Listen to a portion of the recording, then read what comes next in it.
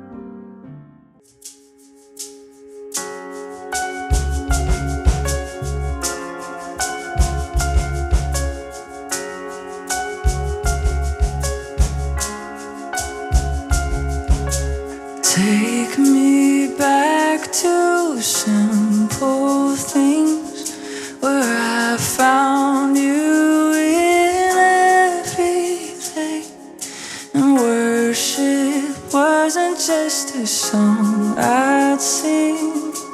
All my life an offering.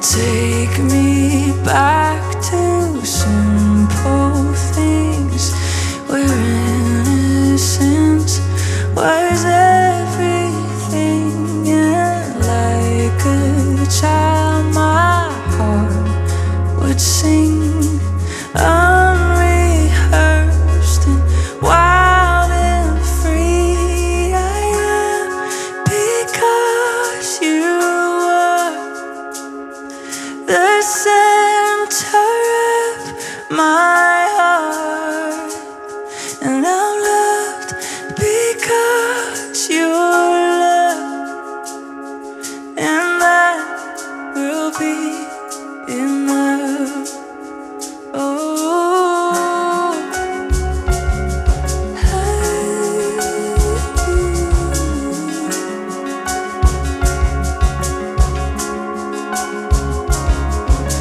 Take me back to simple things behind closed doors, just you and me, with nothing grand I could bring.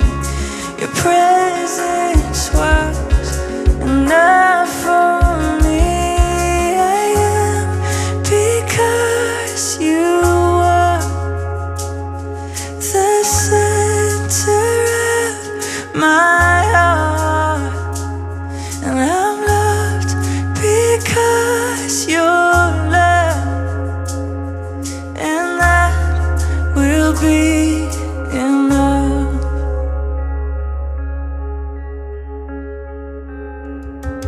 Hallelujah.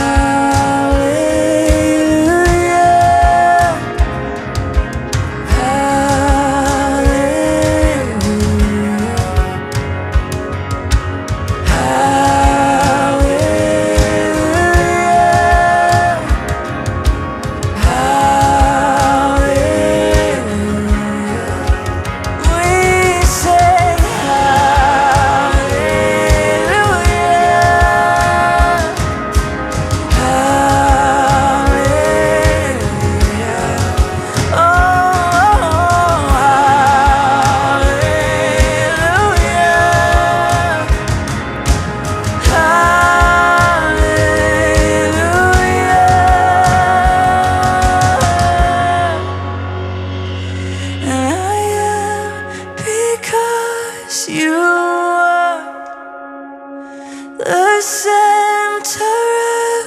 my heart, and I'm loved because you're loved, and that will be enough. Well, hey, SPERO DEI. I'm excited to tell you that we have a special guest on our church webcast today, and we have author and podcast host Jared Byas, who just wrote this new book, Love Matters More. And I'm going to interview Jared in a moment, but Jared is one of those voices that has had significant influence in the kind of church that SPERO DEI is, and this whole Christian faith shift that is really and actually happening in our country at this time. Jared is the co-host of a very well-known and important podcast called The Bible for Normal People, which he co-hosts with Dr. Peter Enns, which is just an amazing podcast. And he is just written a new book called Love Matters More. So join me as I interview Jared.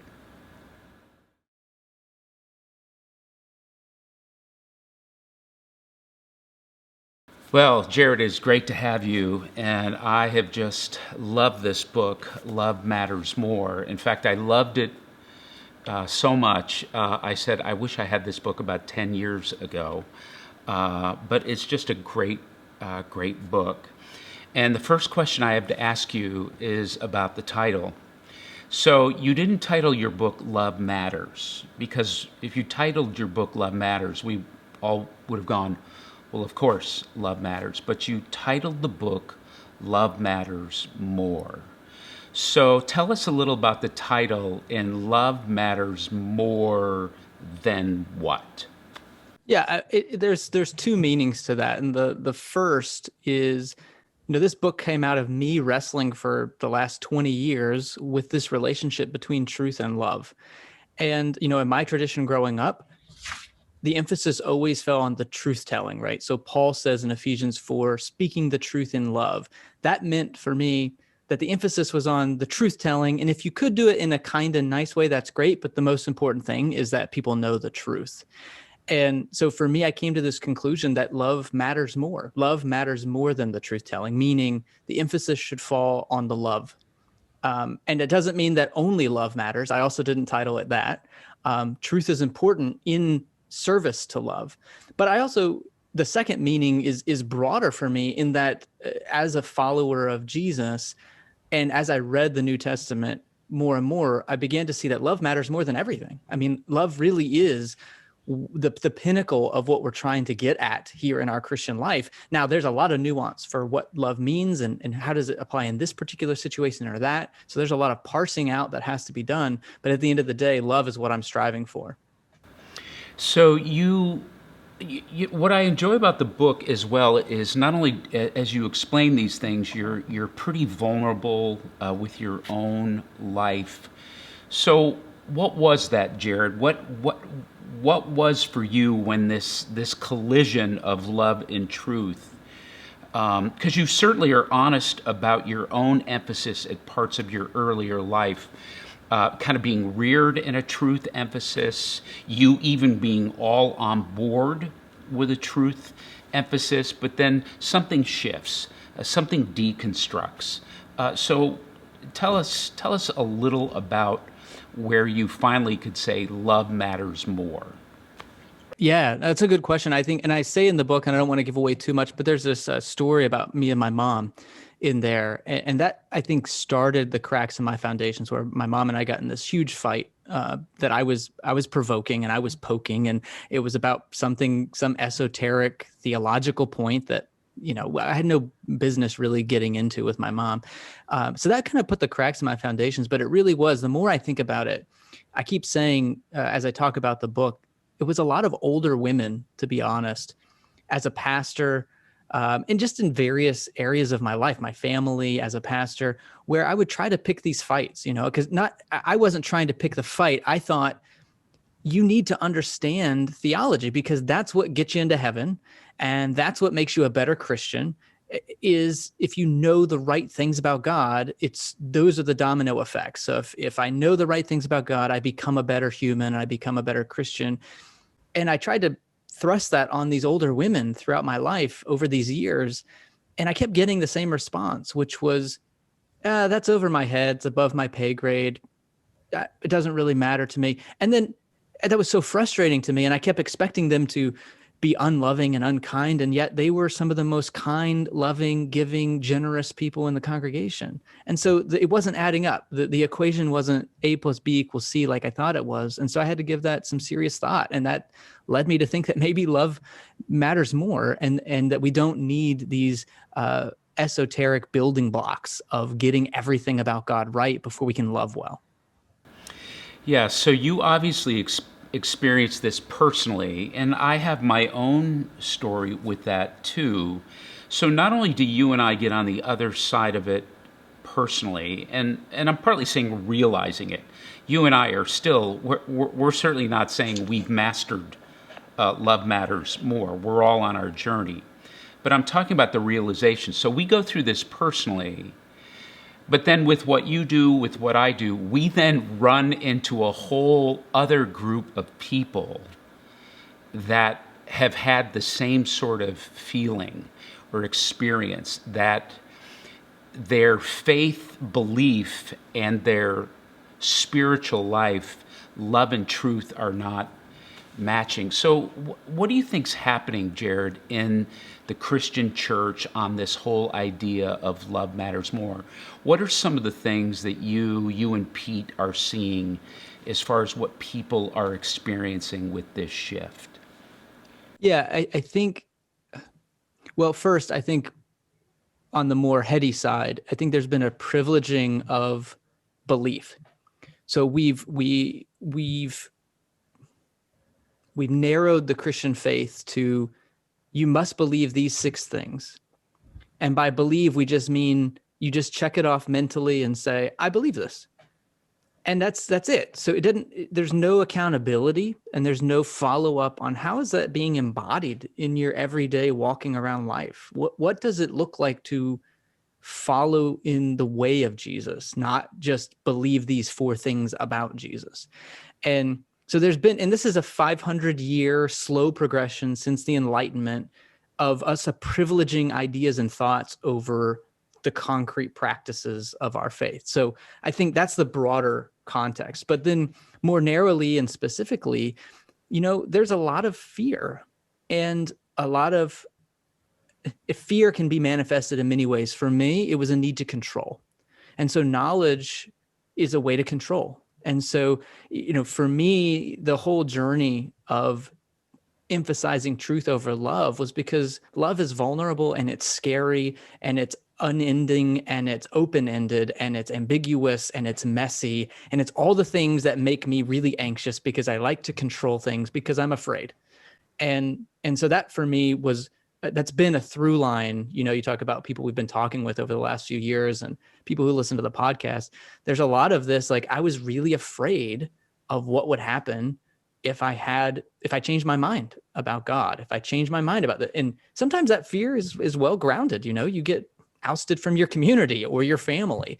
But the amount of fear that's underlying this need to know things and need to be certain and need to be right and get our beliefs right, really for me is sad, because I find Christianity to be a faith that says, perfect love casts out fear. That fear, we have to root that out because it causes a lot of damage. And yet I think that's the motivator for a lot of Christians. Mm-hmm. Yes, and a lot of that fear is a lot of my own process, that control. I want to jump into something right early in the book on page 6. And you spend a lot of time in the book talking about truth, and really what that is. But on page 6, early in the book, of course, you say we need to start with the idea of absolute truth. The idea that we can know with certainty everything there is to know about the world.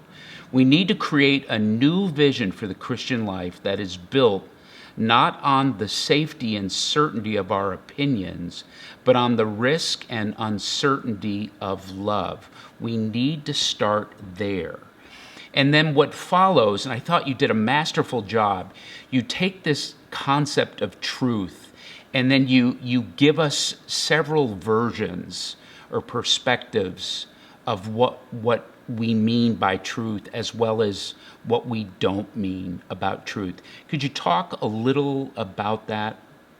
Yeah, I thought that if we're going to unmask again some of this emphasis on truth, I thought we had to start with this idea of absolute truth, because in my tradition growing up, absolute truth and God were equated. They were kind of the same thing.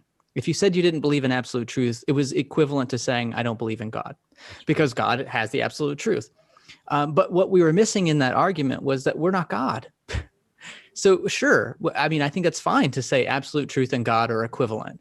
The problem is I'm not God, and I don't have an unfiltered access to God. So I think I started with that, and I'm glad that I did, because it's just been more affirmed lately, this need for humility, that if we're going to emphasize love and we're going to figure this out, we have to start with humility. And humility, for me, at root, is this humility to recognize we can't know everything about everything. And that means that there are things we don't know, which means we need to recognize when we're learning, what we're admitting is that we're wrong. That yesterday I was wrong about this, I learned this, and now I might be right about it, but I also may be still wrong about it. Like, there is this posture toward the world that's open to being wrong. And so that's where the climax of that chapter is, kind of those 4 words, I could be wrong. And I think we have to start there. Yeah, absolutely, absolutely. You introduce us to this word umwelt early in the book, which I thought was such a great, again, giving us a word for something we actually experience, not just something we know, but giving us a word for something we experienced. Tell us a little about umwelt. Yeah, so umwelt would be, it's a scientific term that ethologists use who study animal behavior, basically. And they recognize that every animal experiences the world in a different way because their bodies are built in a different way. So this, it seems obvious, but because a bird has to be able to tackle rodents from a mile away, they have eyes that can see that rodent from a mile away. And so they see the world in a way differently than any other organism that doesn't have eyes that can see from a mile or 2 away and pick out these things. So they see the world differently. They are going to experience the world in a different way because their eyes are built differently. And same with dolphins and their hearing. And so the dolphins and the bird are experiencing the world totally differently. So if we could kind of jump inside the skin of the dolphin, what we see and experience is going to be different because of how they're built. And that's their umwelt. So that the dolphin has an umwelt, the bird has an umwelt. And then I thought, well, if we look at humans, we also have personality differences. We have environmental differences in terms of our upbringing, cultures. We have even more maybe of a narrow umwelt. So we're looking at the world through all these lenses and how we're built differently. And so we have to recognize there's a difference between our umwelt and the world. And that's where that humility can come in, is to say, yeah, I'm limited because I am a certain age, born in a certain place, with a certain skin color, with certain even sense perceptions, and that's going to filter and change how I see the world. So the idea here, Jared, so when the Christian walks around and says, we need to preach the truth, we need to follow the truth, we need to proclaim the truth, or this is truth, this is false. Really, the point you're making with umwelt is whenever we say that, like the Hawkeyes, like the dolphin sonar, we're really just giving our perspective from all the things that have affected our lives, right? Right. And it's recognizing that while there's overlap between reality and how I experience the world, there is overlap. There's also a lot of non-overlap. And I think as we get older, for me, that's a lot of what wisdom is about. As we get older, we realize our world gets so much bigger, and we realize our small place in it. And that can create that humility. And I think as Christians, we could definitely use some of that, because we tend to totalize and aggrandize our own perspective and universalize it, instead of seeing that we're part of a global community that has to learn how to love well. Yes. And you talk about, you weave these concepts all together: love, truth, and wisdom. But here's what you say in a portion of the book. In other words, we are not able to grasp absolute truth or reality as it really is. Yet in certain parts of Christianity, we have made absolute truth an idol, and God has been replaced. We are deeply afraid of what it means for us if humans do not have access to absolute truth, and that fear comes out in hurtful ways. And I've certainly experienced that. So when you introduce the concept that love matters more, in a sense that maybe our perspective of truth, where does wisdom, tell us then about, this, is wisdom and truth the same? Is wisdom and truth different? Yeah, I think for me, they are very different, because, and this is one of the main points I'd like to make in the book, is truth. We've come to mean truth as something that can just happen in our head. So is it true? It's true regardless of what I do, right? So it's just true. It just is true. And I can either say, yes, I think that's true, or no, I don't. Wisdom is an embodiment. Wisdom is an experience. It's not a mental assent, right? So there's a very big difference between being able to say, thinking of things like grief or other things, like, right? So yeah, I know that it's very sad if a child dies or a spouse dies. Like, I know that. I've read studies on that. But if I am going through that, I don't want someone walking beside me who has read Psychology Today on grief. I want someone who has experienced that emotion, who's had to actually walk through that, because that's what transforms us, is those embodied experiences, not necessarily I think, again, the knowledge isn't absent as an important part. Oftentimes that maybe gets us into an experience. It changes our trajectory. We go in a different way. We meet other people because of our mind shifts, but it's more those transformative experiences. So wisdom for me is how we navigate the world.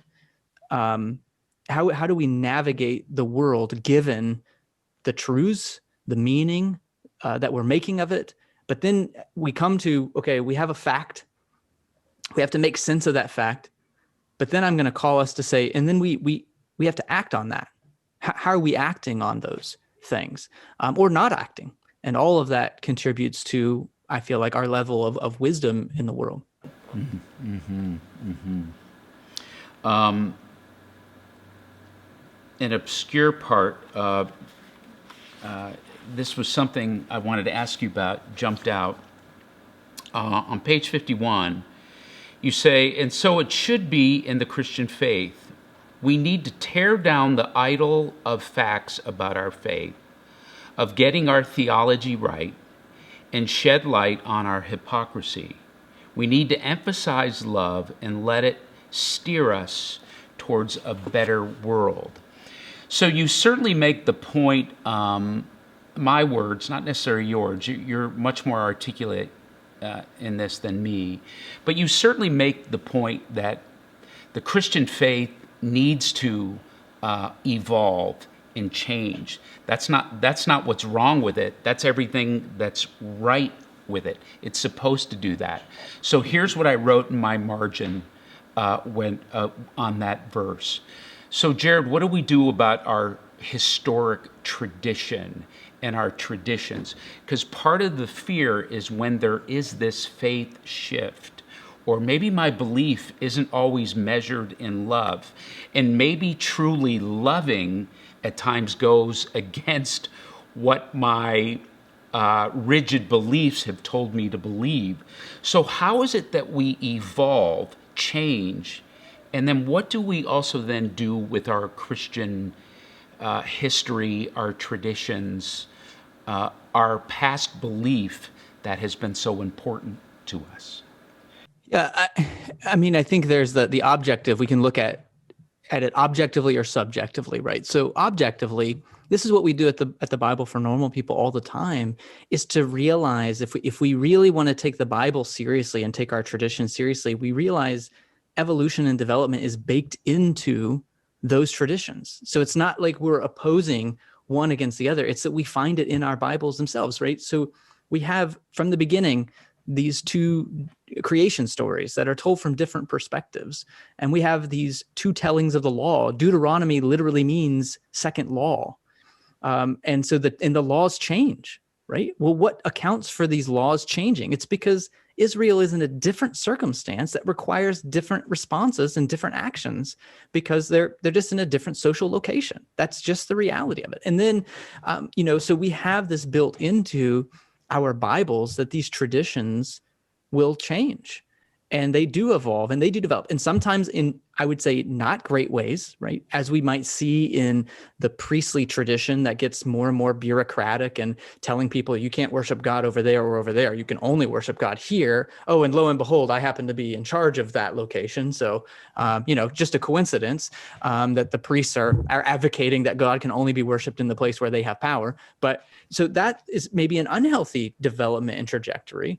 And then we have other where we start to see that maybe there is this trajectory of love or inclusion, right? So I think of the book of Jonah, which is a parable written very late in the biblical in the biblical witness in terms of the Old Testament. It's one of the last books probably written, and we start to have these cracks in the foundation of, well, we know that God loves these people, us, and God hates these people who have done bad things to us. That's very clear, right? That's black and white. And then Jonah comes in and just starts to blow up our theology to say, well, wait, maybe God has mercy and wants to have compassion on the outsider as well, not just the innocent outsider, but maybe the very guilty, very violent outsider. And that starts to shift how we think about it. And I think about the New Testament with this vision of unclean animals and how dare you call unclean what I've made clean? And I think as I was writing this book, I put that story in there. You have to think from the perspective of Peter. What's happening? I mean, how crazy is it that there's a vision that's going to overturn 1,000 years of Jewish tradition, and now I'm supposed to proclaim no one else got this vision. There's not this whole, everyone now understands that we can, and ultimately it's not about food, it's about people, it's about Gentiles. Mm-hmm. And like, what a horrible place to be in, where in one moment I have a vision from God that overturns 1,000 years and thousands of people's opinions that they've been holding on to so tightly about who they are and their identity. And now God comes and overturns it in a minute and says, no, we need to welcome the outsider. Mm-hmm. And so God is on the move, and we see that throughout the Bible. It's only, again, it's our umwelt, right? I didn't grow up with understanding that about the Bible. God's the same yesterday, today, and forever. And yet we see these shifts in the biblical text. So that's the objective piece of how we do that. I think the subjective piece, again, comes down to that self-awareness and understanding what are our fears, what are our concerns, and how do we root those things out so that our change and our development is out of a sense of love and compassion and confidence, not insecurity and fear and control. And that's kind of, for me, the through line of all of this is that what guides us in terms of how we determine what's true, it's what's loving. That's the ultimate filter at the end of the day. And again, if we're worried about biblical tradition, we can go back to the 4th century. So this isn't a new age, love matters more, touchy-feely conclusion that I'm coming to in the 21st century. We have St. Augustine, who has probably never been accused of being touchy-feely, over 1,000 years ago, saying, listen, when you read your Bible, in order to read it as it ought, it has to uphold this twofold love of God and neighbor. If your interpretation does not lead to a greater love of God and love of neighbor, you're not reading the Bible as you ought. So this isn't a new way of thinking. It's actually quite old. Man, it's so good. You wrote something on page 62.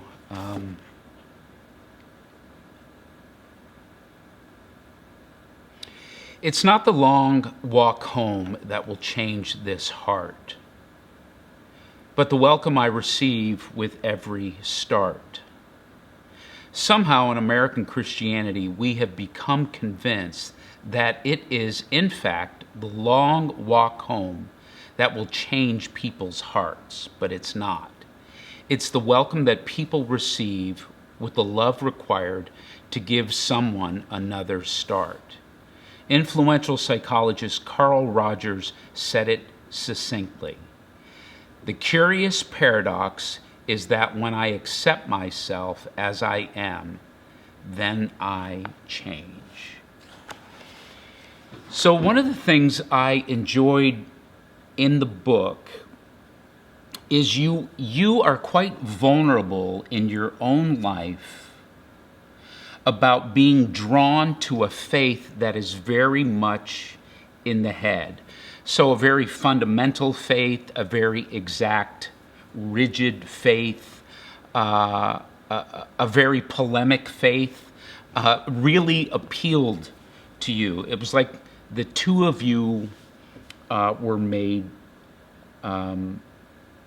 for each other. Then you're also very vulnerable about, you tell a delightful story of how you and your wife, when you get a new gadget, you read directions differently. You're all about them. She just likes to push buttons. But through this and other stories, you are also then vulnerable about your fear in life and really a very secure and certain faith that very much appealed to your head, protected a heart to its vulnerability of fear. So tell me a little about your heart shift. Tell me about that, because you're right. I mean, the quote I just read you in the Carl Rogers succinct quote, and then your comment about American Christianity is about our very Christian heads, our American Christian heads, but something needs to happen here. Tell me a little about that, about you and that. Yeah, I mean, just on the personal side, I think there's two factors there. The one is I grew up very sensitive, and this was a realization for me as I got older that I had to come back to. If you would have known me in my 20s, you wouldn't have thought I was a sensitive kid. And the Enneagram has helped a tremendous amount in this. But being a very sensitive kid, that was my fear, right? Is getting my feelings hurt, which happened easily when I was a kid, which was embarrassing. And there's also some toxic masculinity in there around, why are you crying? Boys don't cry, guys don't cry. And so I just built this wall over many years. And the way for me to not feel that shame or guilt or vulnerability or embarrassment was to feel in control. And so that was, and what better way to feel in control? It's one thing to know your stuff about basketball or mathematics or, science, but what better way to feel in control than to know everything there is to know about God, the ultimate reality. So that set me on this path. Of course, I'm putting these pieces together now in retrospect. That's not at all how I would have thought about it when I was 15 or 18 or 20. In my mind, this is how to be faithful to God, and this is what you do. And but as I've gotten older and can unpack this, it really was a defense against those feelings when I was a kid. And so that's what I've had to kind of unpack. And the transformation for me is to realize, like what Brene Brown says, is you can't shut off the bad feelings without also shutting off the good. And I can't shut down the fact that you might hurt me without also shutting down the opportunity for you to love me, because I'm just shut down. And so for me to for love to matter more means to put down all of these things I had built as defense and to open myself up to hurt again and to pain, but also now to love, to belonging, to connection. And that, that was my other second driving force as a kid, was I always wanted to belong. And so the idea that I would do something that would get me kicked out of a group was terrifying to me. And so I was doing everything. I was a shapeshifter, right? I wasn't myself. I was saying whatever needed to be said so that I could belong to this group and be liked by this group. And loving myself has been about that vulnerability that says, I have to be me, and you may reject me. And that's the messiness of this love thing, right? So for me, my beliefs and everything in my head and getting what's right and wrong was all about not having to deal with the messiness of relationships. And yet the faith I see as I've gotten older in the New Testament is to invite the messiness, to invite those things and to figure it out. There is this, one of the criticisms I get is, but what is love and how does it work? And it's like, yeah, that's a lifelong conversation. I'm glad we're having it. That's what I want us to have, because how do we have boundaries? How do we, how can we have boundaries? Can we be loving? How much do we give? How much do we take? How much do we be in relationship with people who are takers and we're there's all kinds of that, but that's the messy. All those questions were what I was trying to avoid in trying to package my faith as this nice, neat thing to avoid being hurt. Yeah, sure. Right. Just as soon as you read the title, Love Matters More, it's something that instantly goes to the heart. So Jared, what are some, because I know you a little bit. You're certainly an intellect, you're articulate.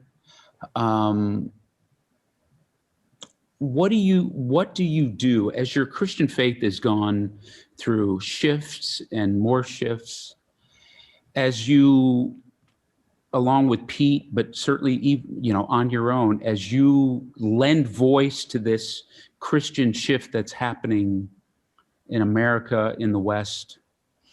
What do you do to make sure your faith again doesn't get locked up here? And you just replace an old head faith with a new one. What do you do to keep your heart vital and alive? I mean, I would say the number one thing is I've replaced who I think of as mentors and people I want to emulate, people I respect and admire, which is hard for me, right? Because I'm drawn to the people who are super smart, and I'm wowed by your ability to recite scripture and to make all these connections. But it's a very conscious meditative practice every day to wake up and reorient myself toward people like my wife, who's very grounded in her practices and connected to the earth and connected to embodied practice and being a good friend. And these are the people, my mom, who shows up for people regardless of whether we agree or disagree on any number of things. Like being able to actively replace who I look up to and to just keep that in mind when I wake up in the morning and to be thinking about that changes my heart over time. And I start to really see it and I start to recognize it. And what it does is it helps me to deprivilege. It helps me to deprivilege the idea that, because what I have to do is I have to deprogram what I've been programmed with, which is the best Christians are the smartest Christians. And so that's what I have to deprogram. And for me, that's holding up and admiring and respecting and talking about and imitating people who aren't the smartest Christians. That's not their intention. That's not their desire, but those who embody it. And that's been a huge practice for me. And then secondly is actually practicing my faith in very concrete ways rather than sitting around and just pontificating, which I still like to do, but maybe don't put as much stock in these days. Yeah, no, those are good words from even me to hear.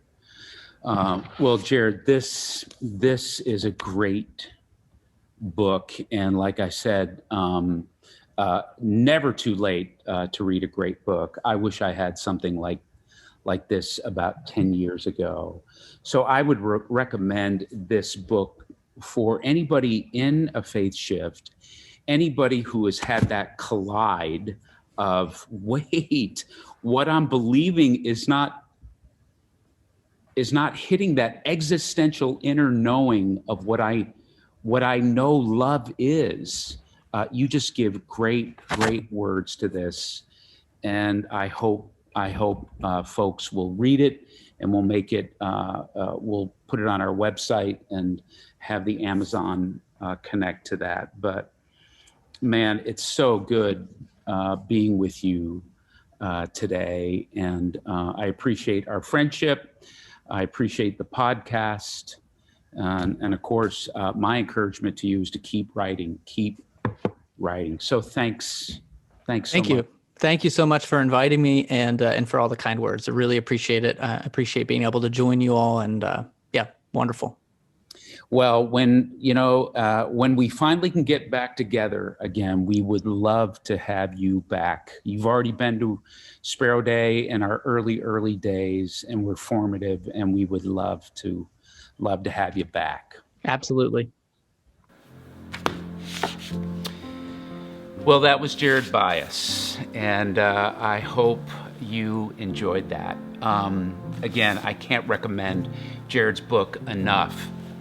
And what you can do is you can go to SPERODEI.com, and if you go to our Faith Shift resources, a tab at the top, you will find a connection to Jared's book, as well as we totally revamped our website, and I want to encourage you to go to look through all of those resources, books that help you in your faith shift, books that speak about love, books that speak about justice, scholars we follow, churches we're impressed by, meaning they talk about similar things that we talk about, podcasts we listen to, influencers that speak to us, even critics that we need to listen to.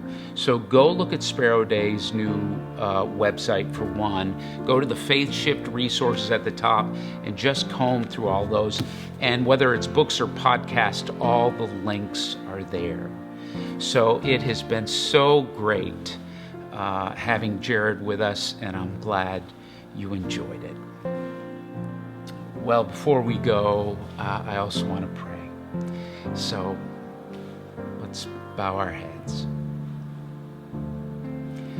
God, just thank you for Jared and his book, and really his voice, along with Pete Enns, as it is speaking so well and so dynamically in this Christian faith shift that is happening for real in our nation, in the West, other places.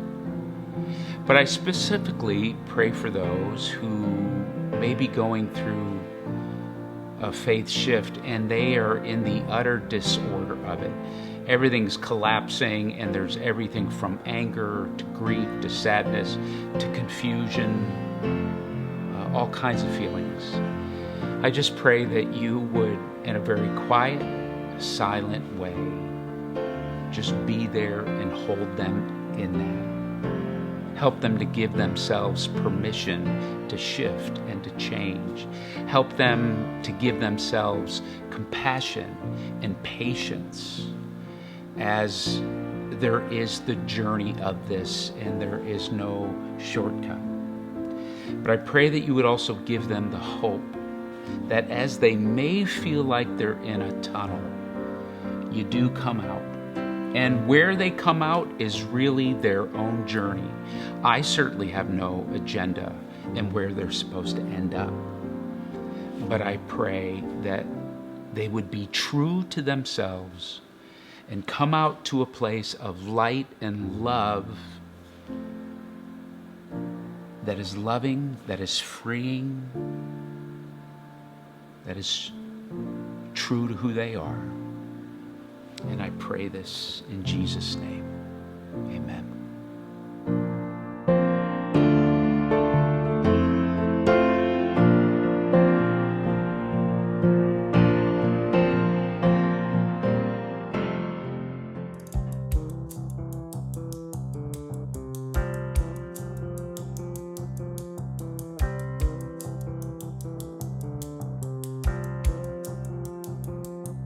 No height or depth can separate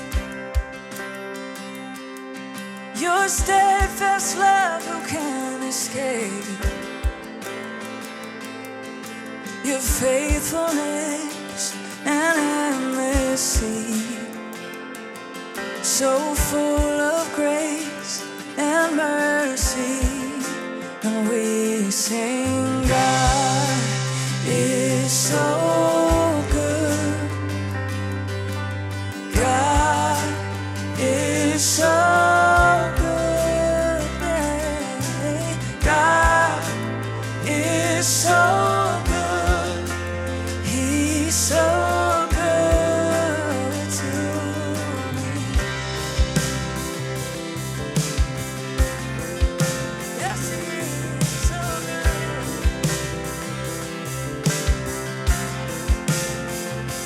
Oh, and I'm haunted by the past no more, 'cause my innocence has been restored. Forgiveness flows from your veins.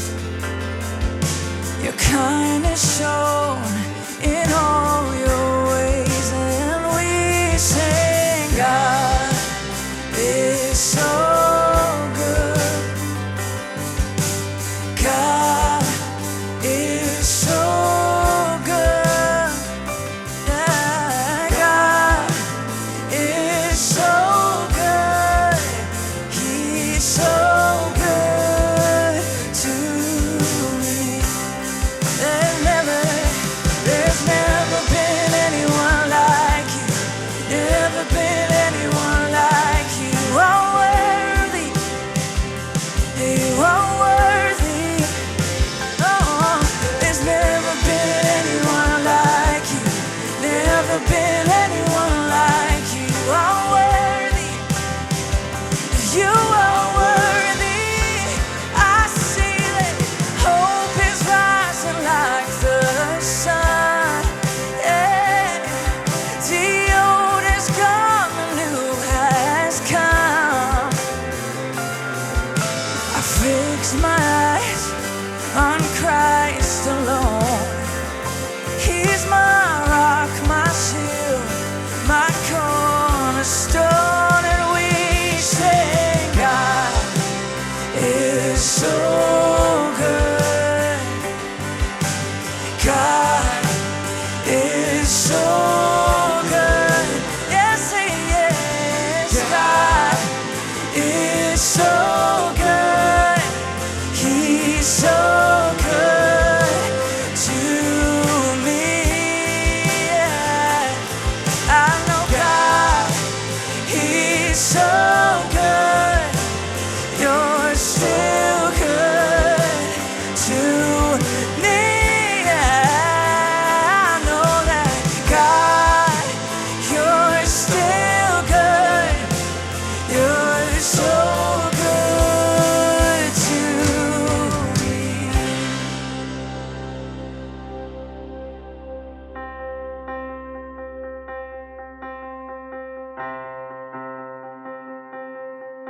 Let loving kindness flow like a fountain, flow like a fountain, and flood my soul. Let loving kindness flow like a fountain all around the world.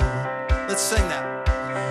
Let loving kindness flow like a fountain, flow like a fountain, and flood my soul. Let loving kindness flow like a fountain all around the world. All the races, all the nations, every tribe and tongue,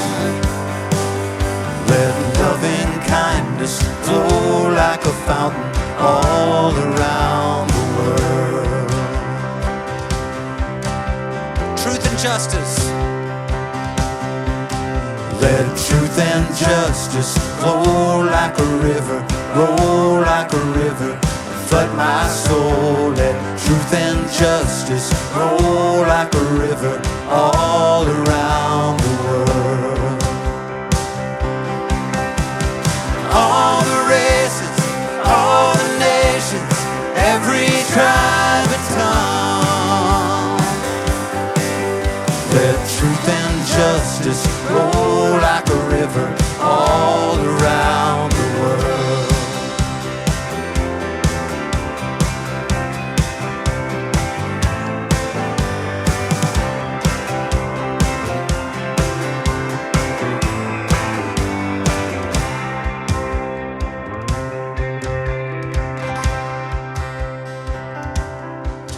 Let grace and mercy wash down upon us, wash down upon us, and flood my soul. Let grace and mercy wash down upon us all around the world. All the races, all the races, all the nations, every tribe and tongue. Let grace and mercy wash down upon us all around the world. Let truth and justice roll like a river all around the world. Let loving kindness flow like a fountain all around the world.